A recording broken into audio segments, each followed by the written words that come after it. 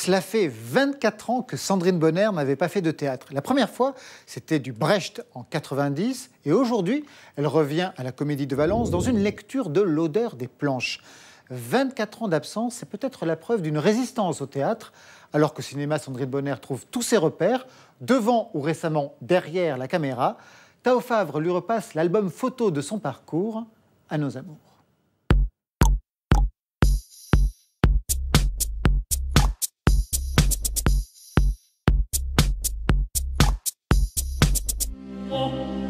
Oui, à nos amours, quoi. À nos amours. Un premier film, premier grand souvenir.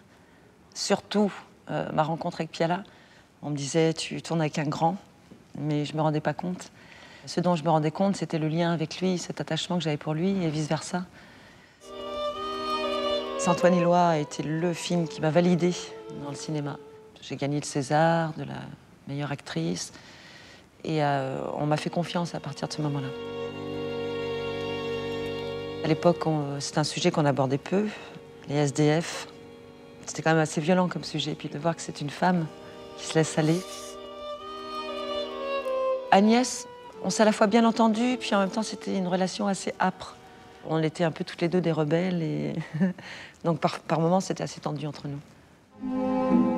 Alors, je crois que ça fait partie de mes films préférés de ma carrière. Ce sont des retrouvailles avec Piala. Ce que j'aimais là-dedans, c'était ce mélange de modernité, de sa manière de faire, de nous embarquer tous dans un côté viscéral, et puis en même temps avec un texte bien précis, qui était le texte de Bernanos. Et j'avais vraiment le sentiment de jouer la comédie, dans le bon sens du terme, d'être une actrice, et qui me donnait un rôle avec un vrai texte à apprendre. Et il était fier que je puisse dire ces mots avec une aisance. Et ça, c'était sûrement ma jeunesse. Rivette, ce qui était intéressant, c'est que c'était un mélange de théâtre et de cinéma. Il m'a apporté le sens du corps, vraiment. Il nous demandait de décomposer les mouvements. Et j'aimais sa manière de filmer. Il filmait beaucoup en plan large. Et du coup, je sentais que je jouais avec tout le corps. Ce qui n'était pas forcément le cas de ce que j'avais pu sentir avant. La cérémonie. Là, ça a été totalement jubilatoire, ce tournage. Plus on était monstrueuse, plus on se délectait. Chabrol était quelqu'un qui avait une précision. Et tout était pensé. Et il ne fallait pas déborder de son cadre. Donc on avait une vraie liberté, mais à l'intérieur de quelque chose d'imposé. Si on avait le malheur d'en sortir, ça rigolait pas du tout. Ce film, bien sûr, je l'ai fait pour des raisons politiques au départ. Je voulais parler de la condition des autistes et surtout de leur prise en charge, pas du tout du diagnostic ou de la maladie. Après, ce qui était difficile, c'est de trouver la bonne distance. Parce que quand on filme sa propre sœur, c'est jusqu'où on va. Et je voulais pas lui voler sa vie, lui violer des secrets.